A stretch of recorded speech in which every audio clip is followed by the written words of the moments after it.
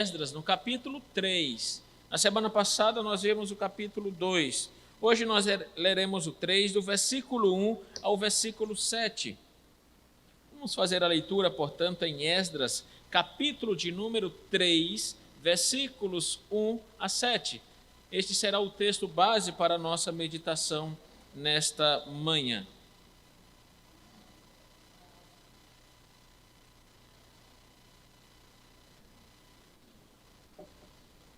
Então, o texto é Esdras, capítulo 3, versículo 1 a 7. E o texto sagrado nos diz assim: Em chegando o 7º mês, e estando os filhos de Israel já nas cidades, ajuntou-se o povo como um só homem em Jerusalém. Levantou-se Jesua, filho de Josadaque, e seus irmãos sacerdotes, e Zorobabel, filho de Sealtiel, e seus irmãos, e edificaram o altar do Deus de Israel, para sobre ele oferecerem holocaustos, como está escrito na lei de Moisés, homem de Deus. Firmaram o altar sobre as suas bases, e ainda que estavam sob o terror dos povos de outras terras, ofereceram sobre ele holocaustos ao Senhor, de manhã e à tarde. Celebraram a festa dos tabernáculos, como está escrito, e ofereceram holocaustos diários, segundo o número ordenado para cada dia.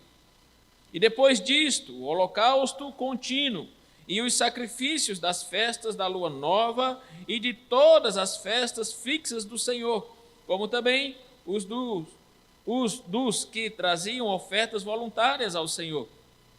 Desde o primeiro dia do 7º mês, começaram a oferecer holocaustos ao Senhor, porém, ainda não estavam postos os fundamentos do templo do Senhor. Deram, pois, o dinheiro aos pedreiros e aos carpinteiros, como também comida, bebida e azeite aos sidônios e tírios, para trazerem do Líbano madeira de cedro ao mar para Jope, segundo a permissão que lhes tinha dado Ciro, rei da Pérsia. Vamos orar mais uma vez. Pai amado e soberano Deus, diante do Senhor nós estamos e clamamos as tuas bênçãos para que a tua palavra que acabamos de ler seja ela o nosso alimento. Ó Deus, abençoa o teu povo, abençoa todos nós, para que possamos ser edificados, instruídos segundo os teus preceitos. Tem misericórdia de nós, nós clamamos em nome de Cristo Jesus, o nosso Salvador. Amém. Nós temos falado sobre o livro de Esdras, que tem nos falado e nos ensinado grandes coisas e grandes verdades. E nós já vimos que esse povo voltou do cativeiro. E há 3 tipos de pessoas que voltaram do cativeiro. Na semana passada tivemos a oportunidade de ver o capítulo de número 2 e nós vimos lá quem era esse povo, a constituição deste povo. Haviam muitos sacerdotes, haviam levitas, haviam cantores, haviam pessoas que não podiam provar o seu pedigree, pessoas que não podiam provar que eram sacerdotes, haviam ajudadores ou servidores do templo. Então havia muita gente, 43 mil pessoas, afora servos e servas, contando aí um pouco mais de 7 mil, então nós sempre arredondamos para 50. Então nós temos aqui, resumindo, desse povo, os que conheciam Jerusalém, os que já conheciam Jerusalém, pois eles foram para o cativeiro, ficaram lá 50, 60 ou 70 anos. Haviam aqueles que não conheciam Jerusalém, porque nasceram no cativeiro, e haviam aqueles que não se lembravam de Jerusalém, porque saíram crianças de Jerusalém. E, portanto, passaram toda a sua infância, juventude, e também, naquela época não tinham as estradas de hoje, pavimentadas, cuidadas. É claro que haviam os perigos das estradas ruins, haviam crianças, animais, idosos, e eles passaram 4 meses para percorrer este caminho. Nós sabemos disso porque lá em Esdras, no capítulo 7, se você abrir rapidamente aí, você vai ver no versículo 8 que aqui é a segunda remessa. A primeira remessa dos que saíram do cativeiro está registrado no capítulo 1 e 2. E a terceira remessa foi com Esdras a partir do capítulo de número 7. E o texto diz assim, capítulo 7, versículo 8. Esdras chegou a Jerusalém no 5º mês, no 7º ano deste rei, pois no primeiro dia do primeiro mês partiu da Babilônia, e no primeiro dia do 5º mês chegou a Jerusalém. Então, 4 meses. Saiu no dia 1º de janeiro e chegou no dia 1º de maio. Claro, fazendo aqui uma comparação com o nosso calendário, 4 meses caminhando. Então, nós entendemos também que esse povo que foi liderado por Zorobabel, aqui em capítulo 2, eles duraram também aproximadamente 4 meses, caminhando, saindo lá do cativeiro, onde hoje é o Iraque, para ir de volta a Jerusalém. Os que fizeram isso, os que caminharam, os que sofreram os perigos das estradas, imagine por um minuto, imagine por um instante chegar naquelas terras e ver ela arrasada, destruída. Eles não tinham casa para viver, eles não tinham lugar para morar, lugar para se estabelecer, não tinha um hotel pronto lá, né? Quando a gente vai visitar outras igrejas, né? E chega lá, está tudo pronto, né? Tem as casas, tem os lugares, tem a igreja, tem colchão, tem um monte de coisa para nós ficarmos. Esse povo não tinha nada disso. Esse povo chegou lá, não tinha nada, é terra arrasada. E você pode imaginar, portanto, ele chegando ali e a emoção daqueles que presenciaram como era Jerusalém antes do cativeiro, aqueles idosos que viveram em Jerusalém e passaram 70, 60, 50 anos longe de casa e agora estão retornando. Quando eles chegaram de volta, pouco tempo depois, o texto mesmo nos diz que eles adoraram a Deus.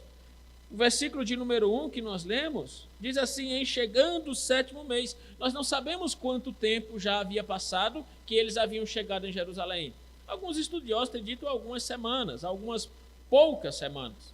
Ou seja, eles chegaram em Jerusalém e algumas poucas semanas depois já chegou o 7º mês. E esse mês é um mês importante para o calendário judaico, pois é um mês cheio de festas. É o mês do Ano Novo, é o mês da festa das trombetas, é o mês do dia da expiação, é o mês que eles celebram a festa dos tabernáculos, como eles estão celebrando aqui. Portanto, esse mês que chegou é o mês mais importante do calendário judaico. É um mês cheio de festas, cheio de celebrações. E eles estão lá agora para adorar a Deus. É claro que o templo estava em ruínas, restos carbonizados, musgo, mato, ervas daninhas. Você que tem um terreno, né, em casa, não é asfaltado, não tem nenhum tipo de piso. Já viu quando chove, o quanto o mato cresce, né? Alguns poucos dias. Agora imagine 50, 60 anos sem carpinar, o que vai acontecer? Estavam lá tudo em ruína, era isso, e este era o cenário que eles encontraram. Eles não tinham templo, eles não tinham lugar para adorar, mas eles se dedicaram a adorar a Deus dentro das suas possibilidades. E o que o texto vai nos apresentar de maneira maravilhosa é de que antes de construir as suas casas, eles constroem um lugar para a adoração. E isso que é maravilhoso. E é sobre esse tema que nós iremos meditar nesta manhã, sobre a adoração ou a prioridade na adoração. Pois esse povo não tinha casa, mas tinha um lugar para adorar, porque eles priorizaram a adoração, porque esta era a coisa mais importante para eles e para a vida deles, era adorar a Deus. E isso é maravilhoso ver como este povo, e o texto não narra aqui eles se preocupando com as suas casas, com as suas moradas, com o trabalho. Eles primeiro se preocuparam em adorar a Deus. Eu desafio você a ler novamente capítulo 1 e 2 e o capítulo 3. Você não vai encontrar o texto narrando, dizendo, olha, e eles buscaram casas para se estabelecer e depois eles foram se preocupar na adoração. Não, O texto narra justamente eles priorizando a adoração. E, portanto, este é o primeiro ponto que nós destacamos aqui nesse texto que nós lemos, é a prioridade na adoração, a prioridade em louvar a Deus, porque esta foi a primeira coisa que eles fizeram. Agora, há um ponto importante aqui no versículo de número 3, quando ele diz assim: firmaram o altar sobre as suas bases, e ainda que estavam sob o terror dos povos de outras terras, ofereceram sobre ele holocaustos. Veja, estavam sob terror de outros povos, porque ali haviam outros povos de Asdod, de Samaria, de Moabe, de Edom, que faziam parte ali das redondezas de Jerusalém. Eles estavam sob a ameaça dessas nações pagãs, mas eles não deixaram de adorar, mesmo diante dos perigos. Esses judeus, e muitos judeus, claro, permaneceram ali. Você pode ver nos relatos históricos, quando Nabucodonosor invade, né? Não foi 100% da população que foi levada para o cativeiro. Alguns se esconderam, alguns fugiram. Alguns, de alguma maneira, conseguiram escapar. E quando aquela boa parte, ou grande parte, foi levada para o cativeiro, alguns voltaram para aquelas terras e ali permaneceram, mas não tinham nenhum contato mais com a religião judaica, com o culto judaico. Não tinham mais nenhum contato com o sacrifício, porque os sacerdotes se foram. Eles ficaram ali e se misturaram com outros povos. E era esta gente que estava aqui ameaçando o povo de Deus, como o próprio texto diz no versículo 3. Estavam sob o terror dos povos de outras terras. Portanto, eles eram ameaçados, mas eles não deixaram de adorar. Agora imagine aquele povo que povoava aquela terra, pouca gente, mas povoava, chegando agora 50 mil refugiados. Era assim que eles encaravam. Eles não encaravam como os donos daquelas terras. Eles encaravam como refugiados. Está chegando um monte de gente aí que diz que é dono dessa terra e agora quer morar e quer habitar aqui. E aqueles 50 mil pessoas que voltaram, agora decidiram adorar a Deus em primeiro lugar, a priorizar a adoração e estão sob ameaça. Agora veja e reflita o seguinte: quais são as suas dificuldades para adorar a Deus? Quais são os desafios que você tem para vir à casa de Deus, para ter um momento de adoração e de comunhão com os seus irmãos? Tem uma senhora que há um tempo ela falou o seguinte: olha, pastor, sempre que eu decido ir para a igreja acontece alguma coisa. Mas ela fazia 1 ano que ela não ia na igreja. Foi vencida pelas tentações, pelas dificuldades. Ela diz, sempre que eu digo, eu vou para a igreja domingo, acontece alguma coisa. Agora, há 1 ano isso acontece, foi vencida pelas dificuldades.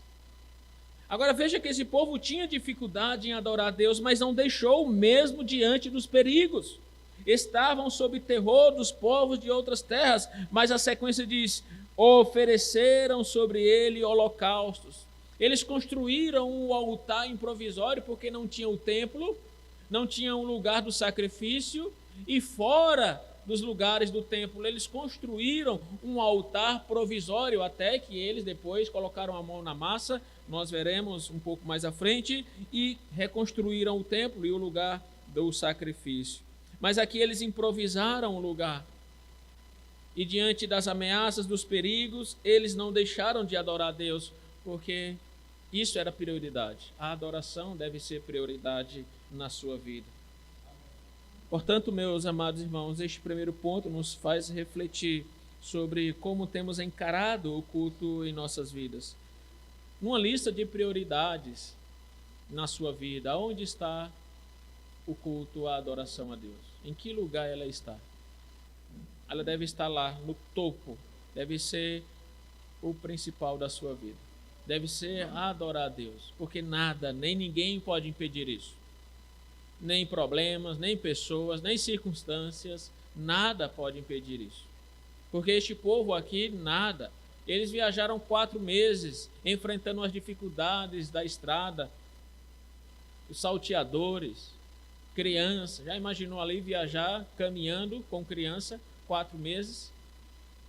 Hoje, com toda a mordomia que nós temos, é difícil, né? Viajar com criança. Agora imagine viajar a pé 4 meses. Sol, chuva, não tinha hotel para eles pousar à noite. Eles dormiam onde podiam. Animais carregavam as comidas deles, os mantimentos. Idosos, né? Os idosos, você que já tem dificuldade de caminhar, sabe o quanto é difícil caminhar um pouco dentro de casa, vir para a igreja. Agora imagine caminhar 1000 quilômetros durante 4 meses. E este povo não viu essas dificuldades porque a prioridade deles era adorar a Deus. O segundo ponto que nós encontramos nesse texto é que o culto que eles prestaram a Deus foi segundo a palavra de Deus. Portanto, esse segundo ponto é o regulamento do culto. O primeiro é a prioridade do culto e o segundo é o regulamento que regulou o culto que eles prestaram a Deus ali. E o versículo 2 nos responde. Veja o versículo 2.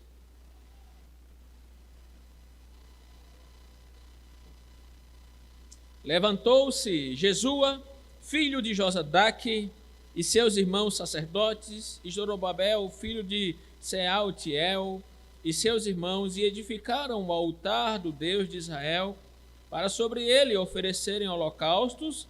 Aí aqui está. Como está escrito na lei de Moisés, homem de Deus. Como está escrito. O que foi que regulou o culto deles? A palavra de Deus. Como está escrito, nós fizemos. Não fizemos nem mais, nem menos, mas aquilo que está revelado na palavra de Deus. Você vê o versículo 4 fala parecido. O versículo 4 diz assim: celebraram a festa dos tabernáculos como está escrito, e ofereceram holocaustos diários segundo o número ordenado para cada dia.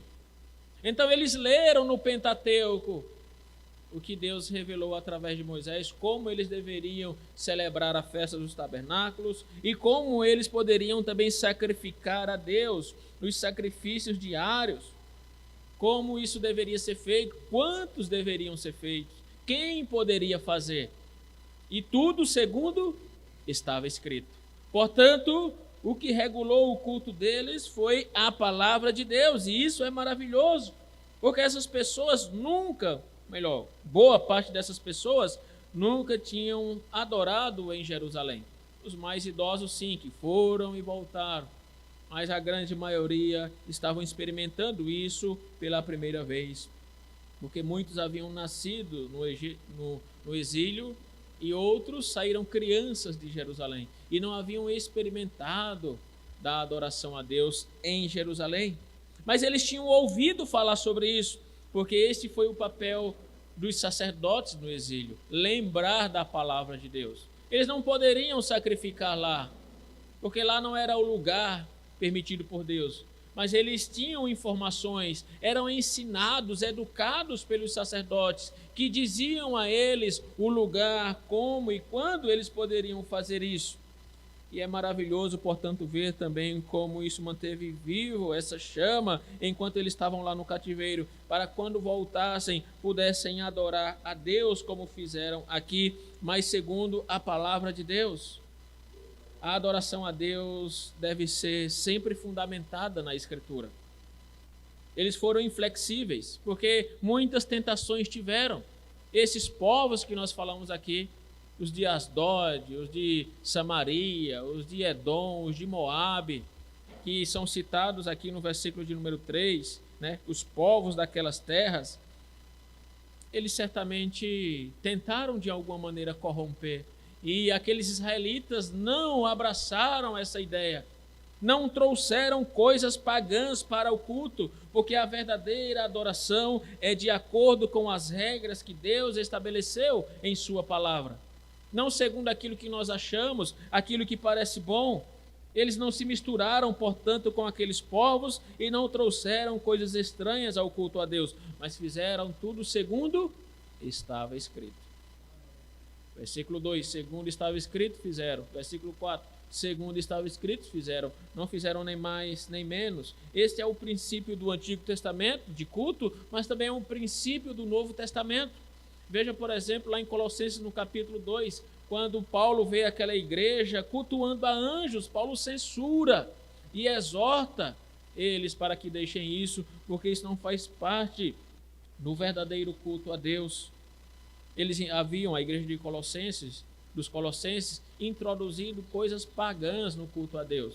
E Paulo os censura e os exorta, porque não faz parte daquilo que está escrito na Sagrada Escritura.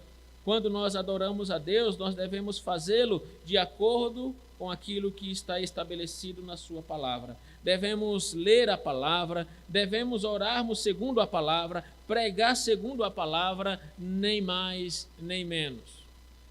Nós podemos ter ideias maravilhosas, podemos ter coisas que são pragmáticas, que funcionam, que faz encher, que faz multiplicar, mas se não é segundo a palavra de Deus, nós precisamos abandoná-la e ver como o povo aqui fez, segundo a palavra. Ou você goste ou você não goste, mas deve ser segundo a palavra. Seja atraente ou não, mas é segundo a palavra de Deus. E que assim nós possamos observar também que o nosso culto a Deus deve ser regulado pela Sagrada Escritura. Este é o segundo ponto, e o terceiro e último ponto é o foco do culto. No versículo 4, novamente diz assim, celebraram a festa dos tabernáculos. Se você depois quiser ler ou reler, o livro de Números, lá no capítulo 29, você tem lá um regulamento sobre esta festa e quantos animais eram oferecidos a Deus. Era 219, você vai somando lá, vai dar 219 animais que eram oferecidos em holocaustos a Deus. E as crianças adoravam esta festa, porque esta festa era como se fosse acampar. Porque eles pegavam cabanas, eles estendiam lá as tendas e dormiam com os seus filhos. As famílias dormiam em cabanas, celebrando a festa que é chamada Festa dos Tabernáculos, ou Festa das Tendas. E é maravilhoso, Toda criança gosta de acampar, de dormir fora de casa, dormir em cabanas. E certamente as crianças daquele tempo também não era diferente. Dormir no quintal, dormir na varanda, dormir em algum lugar, ao relento, estender uma tenda e dormir toda a família ali. Esta era a celebração dessa festa. Mas o que é tão importante nessa festa? Qual é o foco da festa das barracas? Porque ela é tão importante, porque ela está sendo celebrada aqui. Primeiro, foi para comemorar a pressa com que eles haviam deixado o Egito. Quando eles saíram do Egito, conforme diz Êxodo 12, com pressa, celebraram a Páscoa com pressa, saíram com pressa, Deus os levou para o deserto e ali eles começaram a celebrar essa festa instituída por Deus, para que eles lembrassem do tempo que eles estavam no deserto, do tempo que eles eram dependentes de Deus, porque essa festa tinha primeiramente esse intuito de fazer com que o povo lembrasse do tempo que eles eram peregrinos, porque a ideia de estar em barracas é estar em lugar provisório, e é estar em um lugar o qual ele depende de Deus, porque ali não era a sua morada fixa, não era a sua morada permanente, eles estavam ali de passagem e eles dependiam de Deus, e portanto, ao estender os toldos, as lonas e dormirem com as suas famílias, eles estavam lembrando do tempo que eles eram peregrinos no deserto, onde eles eram dependentes completamente de Deus. Agora, o maravilhoso disso aqui é que eles tinham acabado de voltar do exílio. Eles não tinham lugar para morar. Eles não tinham lugar para se estabelecer. Eles não tinham casas ainda. E Deus faz com que aqui eles vivam em barracas. Que eles celebrem essas festas, para que eles lembrem que eles continuavam dependentes de Deus. E isso é maravilhoso, porque eles haviam acabado de sair da Babilônia e voltado para as suas terras, não tinham moradas, e Deus os coloca em barracas, porque o próprio texto aqui diz: celebraram a festa dos tabernáculos, e esta festa era celebrada assim, dormindo em barracas. E é maravilhoso porque Deus está mostrando como eles continuam dependentes de Deus, como as suas moradas neste mundo são passageiras, não são permanentes. Neste mundo eles são peregrinos, porque a sua morada eterna é junto de Deus. Eles não tinham cidades permanentes nesse mundo, como Abraão, e o texto lá de Hebreus 11 nos diz que ele aguardava uma cidade, a qual Deus é o arquiteto e o construtor. Ele tinha os olhos postos nesta cidade, não na cidade terrena, porque aqui nós somos transitórios, passageiros, porque nós pertencemos à morada eterna. E as festas das barracas ensinou isto àquele povo. Agora imagine o seguinte, aquele povo deitado naquelas barracas, né? Muitas delas ali ao relento, olhando para as estrelas, deitado naquelas noites, junto com as crianças, com as famílias, olhando as estrelas acima de Jerusalém. E eles estão lembrando que Deus, o Deus deles, o nosso Deus, foi o Deus que fez aquelas estrelas. Foi o Deus que não somente fez, mas conhece cada uma pelo seu próprio nome. E esse Deus que foi capaz de fazer tudo e nos dar abundantemente além daquilo que pedimos e imaginamos. Nós imaginamos que este povo refletia sobre estas questões. Deus fez estas maravilhas e criou todas as coisas e nos dá abundantemente, muito mais do que pedimos ou imaginamos. E aquele povo certamente refletia sobre essas verdades, sobre a sua dependência de Deus dentro daquelas circunstâncias. Portanto, a festa das barracas, ou a festa dos tabernáculos, tinha primeiro esse intuito: mostrar que o povo era peregrino nessa terra, que era dependente de Deus, era Deus que os sustentava, que eles eram transitórios neste mundo, porque a cidade a qual eles pertencem não está aqui, mas está em Deus. Mas há um segundo ponto, um segundo significado para essa festa. E eu convido você a abrir a sua Bíblia em Zacarias 14, para nós entendermos este significado. Zacarias 14, 16. Livro do profeta Zacarias, capítulo de número 14, versículo de número 16.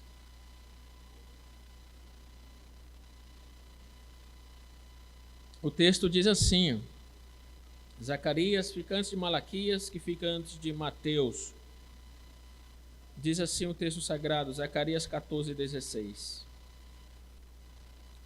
Todos os que restarem de todas as nações que vieram contra Jerusalém subirão de ano em ano para adorar o Rei, o Senhor dos Exércitos, e para celebrar a festa dos tabernáculos.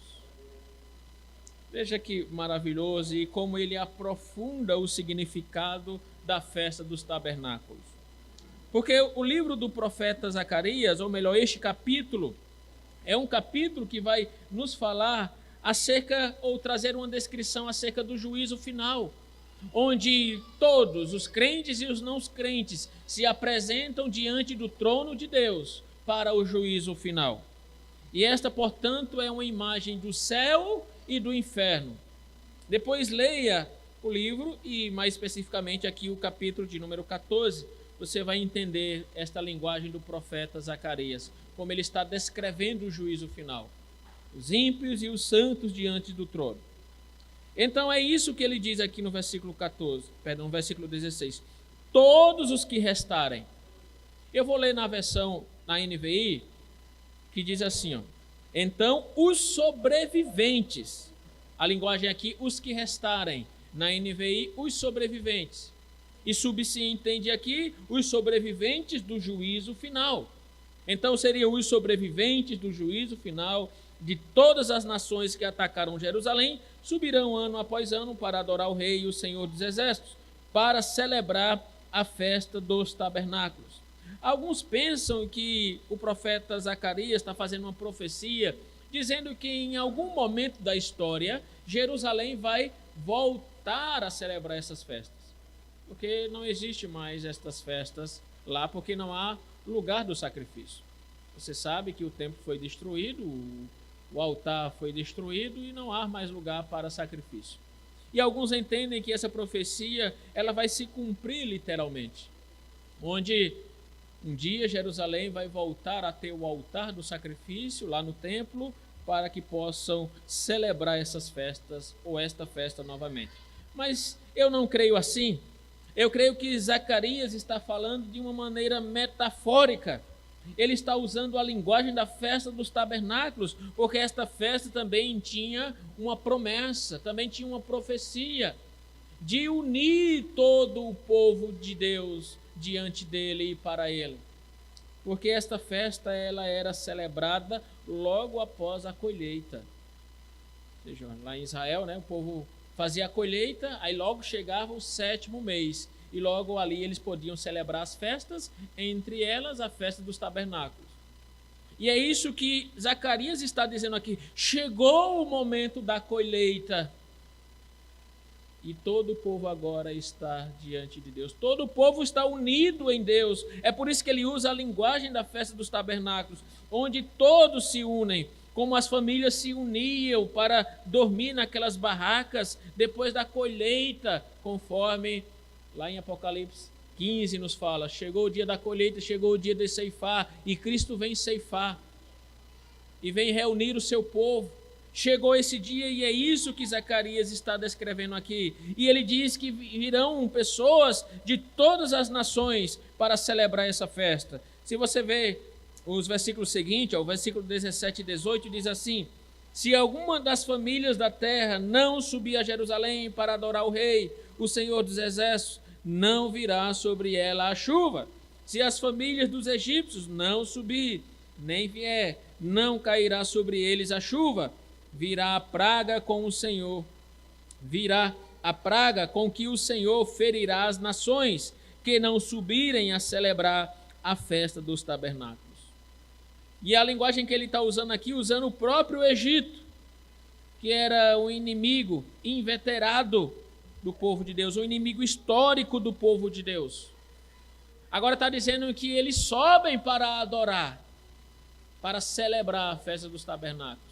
O que o texto está apontando é que as nações agora, depois da colheita, subirão para adorar a Deus, ou todos estarão para adorar a Deus, porque agora os salvos procedem de todas as nações, tribos, língua e nação, entre elas o próprio Egito e tantas outras nações, porque agora o povo, portanto, restaurado, transformado após a colheita, sobe para adorar a Deus. E a linguagem que ele usa aqui é para celebrar a festa, para se unir, para estarem juntos como uma família, para entenderem que continuam dependendo de Deus, para entenderem que é Deus que os sustenta. Portanto, ele usa a festa dos tabernáculos também para se referir à união do povo de Deus logo após a colheita, como essa festa era celebrada logo após a colheita. E isso é maravilhoso, meus amados irmãos, porque ao refletir sobre essas questões, nós entendemos como o Antigo Testamento nos ensina coisas maravilhosas, coisas profundas, significados profundos, os quais nós temos experimentados, mas também podemos esperar o cumprimento destas promessas. O cumprimento de quando Deus vai unir todo o seu povo, vai juntá-los, não em uma barraca, mas junto dele para todo sempre para adorá-lo. Então nós encontramos nesse texto aqui, no relato de Esdras, no capítulo de número 3, versículo 1 a 7, o povo priorizando o culto. O povo também entendendo que o que regulava o culto era a palavra. O povo também tendo foco no culto. O foco da vida deles e de tudo que eles estavam fazendo ali estava no culto. Como eles se reuniram em Jerusalém naquele 7º mês para sacrificar 219 animais que eram exigidos lá em Números, no capítulo 19. Eles ofereceram ofertas diárias de manhã e à tarde, como o texto mesmo nos disse, mas tudo isso segundo a palavra de Deus. E estes sacrifícios revelam uma última verdade, da necessidade do perdão. Porque aqueles sacrifícios, eles eram para pedir perdão a Deus, ainda que os sacrifícios mesmos não tivessem poder de perdoá-los, mas eles apontavam para Cristo que haveria de vir. Mas aqueles sacrifícios apontavam, portanto, para a necessidade que eles tinham de receber de Deus o perdão. Lembra da oração de Daniel, que foi lida há pouco, ou parte da oração, né? Foram lidos 3 versículos. Senhor, nós pecamos contra ti. E na continuação do texto, lá de Daniel 9, ele diz, olha, os nossos pais não ouviram as tuas palavras, não ouviram as tuas exortações. É por isso que o Senhor nos trouxe para o cativeiro. E os teólogos têm dito que Daniel, quando orou, faltavam praticamente ou aproximadamente 2 anos para completarem os 70, para que o povo voltasse para as suas terras, para que fossem libertos. E Daniel orou, pediu perdão. Senhor, nós pecamos. A nós pertence o corar de vergonha, mas ao Senhor as misericórdias. E ele se inclui dentro do pecado do seu povo. E quando o povo aqui sacrifica, como o capítulo 3 nos apontou, quando o povo sacrifica esses animais nos números que Números 19 nos aponta, em quantidade que o livro de Números no capítulo 19 nos ensina, eles também estavam mostrando a necessidade que eles tinham do perdão. Eles entendiam que o problema estava dentro deles, estava em cada um deles, mas a solução estava fora dele, estava em Deus. E aquelas ofertas, elas visavam pedir a Deus perdão e a misericórdia. E nós sabemos que aqueles animais não podiam perdoá-los, pois somente Cristo Jesus é capaz de perdoar pecados. Mas aqueles animais apontavam para o sacrifício de Cristo. Porque só o sangue de Cristo é poderoso para nos perdoar pecados. O apóstolo Pedro, lá na sua primeira carta, ele nos diz, olha, nós fomos perdoados não segundo coisas corruptíveis. Não foi segundo ouro ou prata que nós pagamos para que Deus pudesse nos perdoar, mas pelo precioso sangue de Cristo Jesus derramado na cruz para perdoar os nossos pecados. Que nós possamos entender isso, que no culto prestado a Deus, nós também necessitamos do perdão dele. Cada um de nós. É por isso que no momento do culto nós temos lá, o segundo ato do culto é pedir perdão. O primeiro ato é nós invocando a presença dele, que nós possamos ser recebidos por ele. Uma vez que somos recebidos, diante dele nós pedimos perdão. E o povo faz isso aqui no culto. O povo se apresenta diante das dificuldades, nada os impediu de adorar a Deus. Portanto, você também não pode dar desculpas. Foi aquilo outro.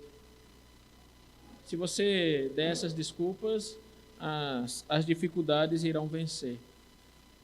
E elas vão se multiplicar, vão crescer. Você não pode deixar que as dificuldades impeçam você de adorar a Deus.